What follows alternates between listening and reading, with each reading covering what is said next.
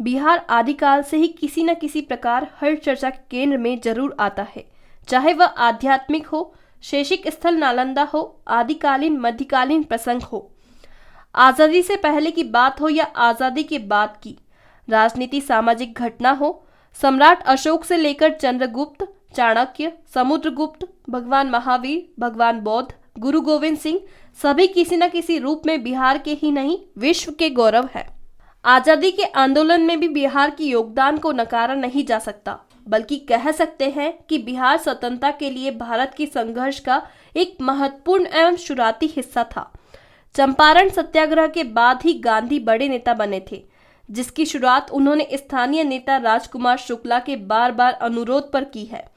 इस आंदोलन में उन्हें डॉक्टर राजेंद्र प्रसाद, आचार्य कृपलानी, अनुग्रह नारायण सिंह और ब्रज किशोर प्रसाद जैसे महान विभूतियों का समर्थन हासिल हुआ था।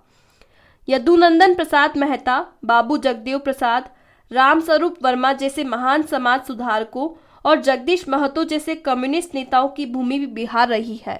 बिहार भारत के उत्तर पूर्वी भाग में स्थित एक प्रसिद्ध ऐतिहासिक राज्य है, जिसकी राजधानी पटना है। ये जनसंख्या की दृष्टि से भारत का तीसरा सबसे बड़ा प्रदेश है, जबकि क्षेत्रफल की दृष्टि से 12वां।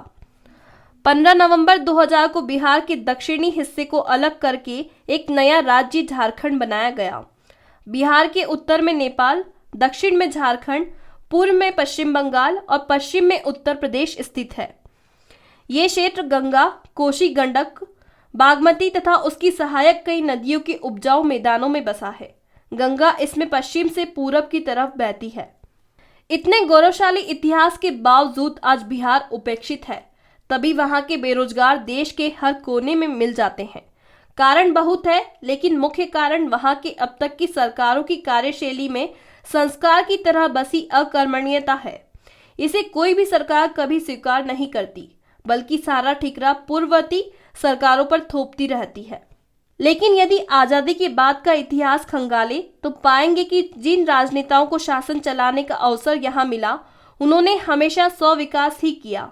राज्य की जनता के विकास से उसका दूर दूर तक कोई वास्ता नहीं रहा, बल्कि उसे दर दर की ठोकरें खाने के लिए मजबूर ही किया गया। आजादी के बाद से अब तक रोजगार के लिए, अपराध को रोकने के लिए सरकारी स्तर पर कोई ठोस योजना बनी हो, इसका इतिहास अमूमन नहीं मिलता। परिणाम स्वरूप अपराध और अपराधी बढ़ते रहे, जिसकी वजह से बाहर से यहाँ उद्योग धंधा लगाने में किसी ने कदम ही नहीं रखा। अभी पिछले दिनों कुछ वरिष्ठ पत्रकार से और प्रशासनिक अधिकारियों से बात हुई। उनका कहना है कि राज्य के विकास के मार्ग की अब तक की जो सबसे बड़ी बाधा थी, सड़क और बिजली, वह अब नहीं है। सड़कें अच्छी बन गई हैं, बिजली की आपूर्ति निर्बाध है, अपराध में कमी आई है, तो अब विकास भी होगा। उन लोगों से समझना चाहा कि क्या भ्रष्टाचार मुक्त, अपराध मुक्त यदि बिहार हो गया, तो यदि कोई बाहर के राज्य का या कोई विदेशी अपनी पूंजी यहाँ पर लगाएगा, या ये सोचकर अपनी थकान तो नहीं उतारेगा कि बिहार में शराबबंदी है, इसलिए गंगाजल पीकर ही काम चलाओ।